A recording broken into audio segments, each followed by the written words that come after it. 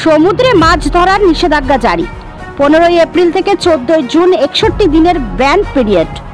15 April থেকে সামুদ্রিক মাছের প্রজনন বাড়ানোর জন্য ব্যান পিরিয়ড শুরু হয়েছে।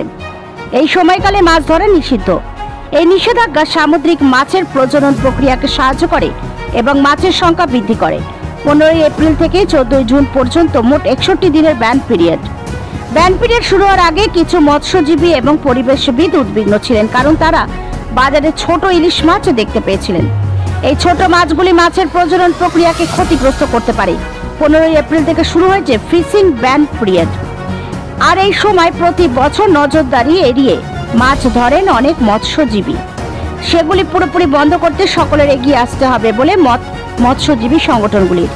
পূর্ব মেদিনীপুর জেলার মৎস্য দপ্তর তরফ থেকে মাইকিং করে ইতিমধ্যে জানানো হচ্ছে বিভিন্ন ল্যান্ডিং সেন্টারে দীঘা, মোহনা, তাজপুর, শঙ্করপুর, মন্দারমণি, শৌলা, জলধা, পেটুয়ায় প্রত্যেকটি ল্যান্ডিং সেন্টারে চলছে মৎস্য দপ্তরের তরফ থেকে বাড়তি নজরদারি ও মাইকিং।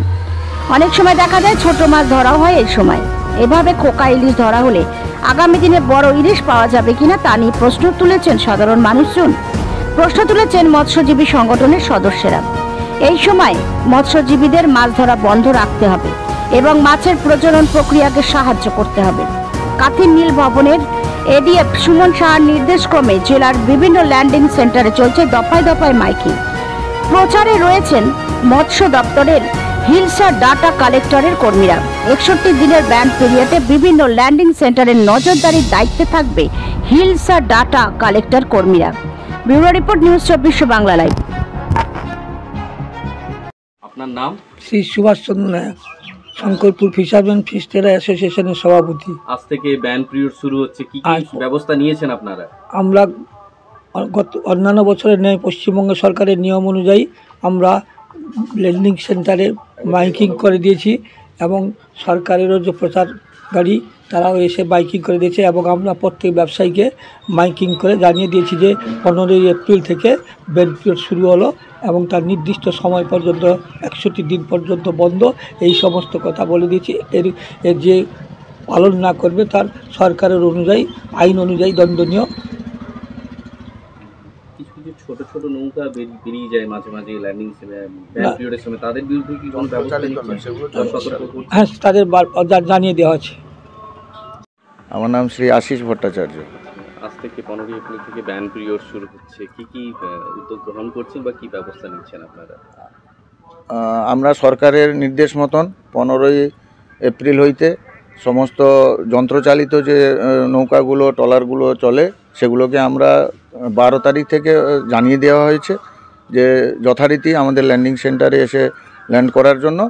আগামী দিনে ওরা এই 15 তারিখের পর থেকে কোনোভাবে ওরা সমুদ্রে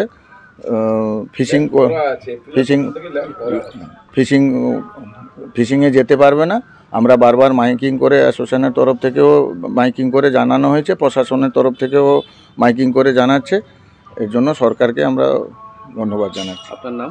আমার নাম শ্রী আশিস ভট্টাচার্য। আমার নাম মনোরঞ্জন খাড়া। আমি একজন মৎস্য ব্যবসায়ী এবং আমার ট্রলার ওনার। আমি শঙ্করপুর হারবারে ব্যবসা করি এবং গভর্নমেন্টের আইন কানুন মেনে আমি ব্যবসা করি। আমরা এপ্রিল মাস চালু হওয়ার আগে আমরা ব্যবসা বন্ধ করে দিয়েছি। আমার ল্যান্ডিং সেন্টারে কোনো রকম কোনো মালিকের বোর্ড এখন চলছে না। আমরা গভর্নমেন্টের নিয়ম মেনে আমরা ব্যবসা করি। গভর্নমেন্টকে এই বিষয়ে আমরা আরও শক্ত হওয়ার জন্য অনুরোধ করি। আমাদের এই ক্ষুদ্র বক্তব্য। আর 15 এপ্রিল থেকে যে ব্যান পিরিয়ড শুরু হচ্ছে, এটা পালন করছেন? আমরা পালন করছি। আমরা এপ্রিলের প্রথম থেকেই বন্ধ করে দিয়েছি। আপনার নাম? আমার নাম মনোরঞ্জন খাড়া। মা